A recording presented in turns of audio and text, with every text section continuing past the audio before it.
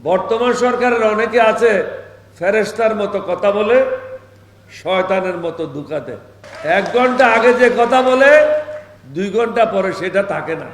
অনেক উপদেষ্টারা ছাত্রদের রাজনীতির সাথে জড়িত। আপনাদেরকে অনুরোধ করব, এখন তো কাপড় চোপড় ভালো আছে, রাস্তায় যখন আমাদের সাথে আসবেন এই কাপড় চোপড় থাকবে না। অনেক উপদেষ্টা আছে 9টার সময় মিটিং ডাকে, 11টার সময় আসবে। এখন যে কোনো ব্র্যান্ডের পুরাতন এসি বদলে নতুন ওয়ালটন এসিতে উপভোগ করুন 25% ছাড়। যারা বড় বড় ব্যবসায়ী হাজার হাজার কোটি টাকা নিয়ে ডিল করে, তাদের সময়ের মূল্য আছে। উপদেষ্টাদের কাছে সময়ের কোনো মূল্য নেই, কারণ তারা আনন্দ ফুর্তি করতেছে। কেউ এনজিও করতো, কেউ স্কুলের টিচার ছিল, এখন এসে সব দেশের রাজা হয়ে গেছে। অন্তর্বর্তীকালীন সরকার সম্বন্ধে অনেকের স্পষ্ট ধারণা নাই।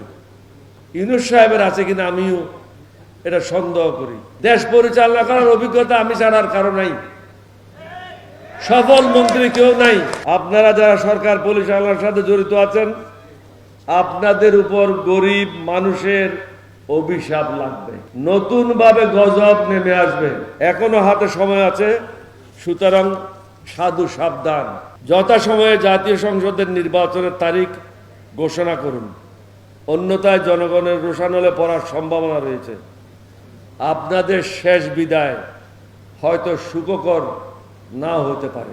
আপনারা প্রায় 9 মাস ক্ষমতায় আছেন, মনে হচ্ছে ক্ষমতা ভোগ করছেন।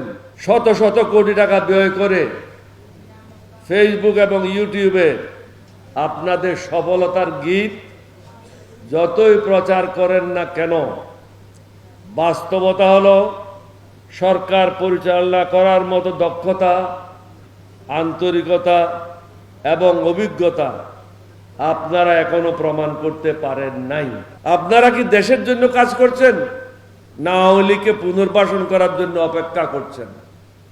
আমাদের সন্দেহ হয় আপনারা দেশের জন্য কাজ করছেন না, আপনারা বরং আওয়ামী লীগদেরকে পুনর্বাসনের অপেক্ষায় আছেন। শুধু মিষ্টি কথায় ভাষণ দিয়ে দেশ চালানো যাবে না, জনগণের সমস্যার সমাধানও হবে না।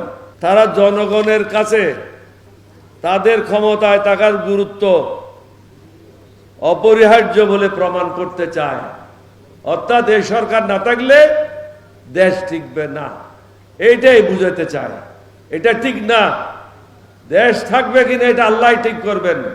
আমি আবার বলে যেতে চাই সবাই সম্মুখে, জাতির কপালে দুঃখ আছে।